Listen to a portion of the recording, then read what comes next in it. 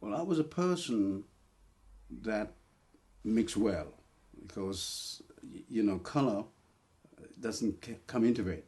Because back home, we saw people who were white people, who were brown people, Indian, Asian, or whatever, from the Middle East.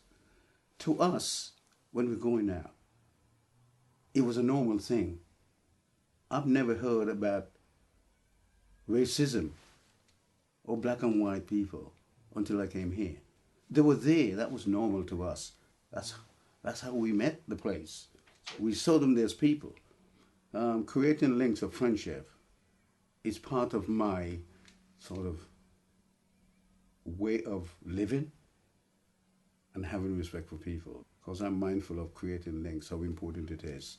If I want to get by, because people use the word independence sometimes unwisely.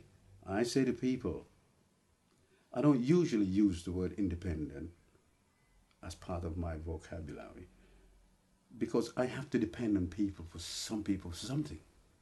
I can't do everything. And if I say I'm independent, which means I don't want a job, I don't have to go and ask for anybody for a job. So I don't use that terminology because I don't believe it's correct. It's right. It's okay to use it. It's an English word, but you have to use it in its right context. That's me as a person.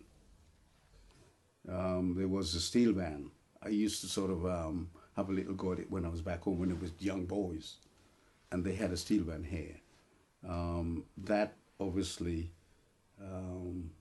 created an environment that I would enjoy.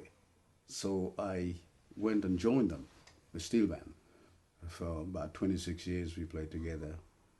It was quite enjoyable.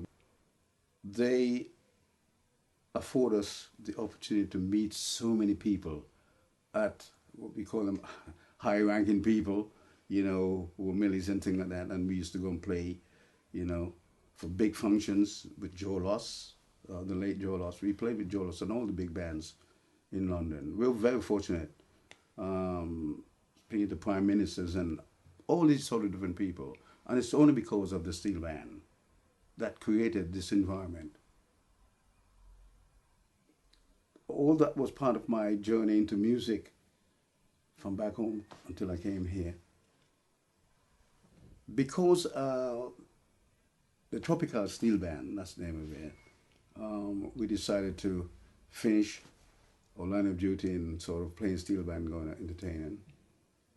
I decided that because of my love and my passion for music, most importantly steel band, I thought I had to try and do something without let it dine out like that and not to create something in Slough. So I had this in my mind, but creating a youth steel orchestra in Slough for any color, race or creed. My friend Robert Paris, he told me that he heard there was a set of pans on sale in Greenwich University in London. So I said, that's great. So both of us, he took me up there, went up there and I spoke to the people up there and I said, okay, fine. So came back to Slough, spoke to the arts department. So I took the money up in cash for them and I bought band. That's how the Slough Youth Steel Orchestra was created. That I had the first meeting with all the young people who was going to be part of that steel orchestra. And that's how it started. And I went through a process of sharing their thoughts to get them involved by asking them to try and create a name for it.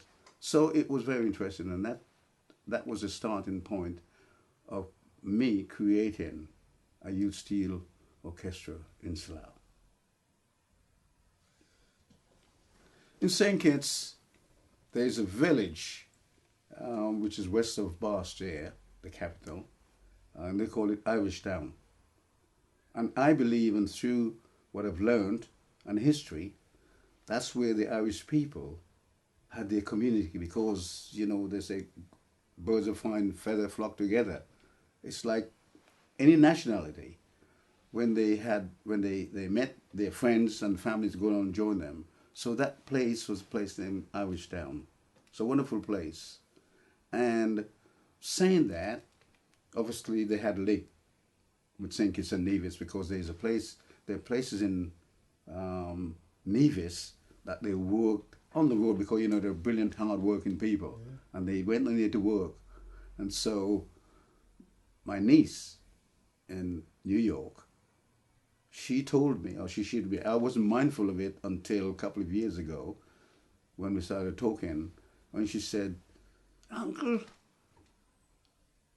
my mother's great-great-grandfather is Irish."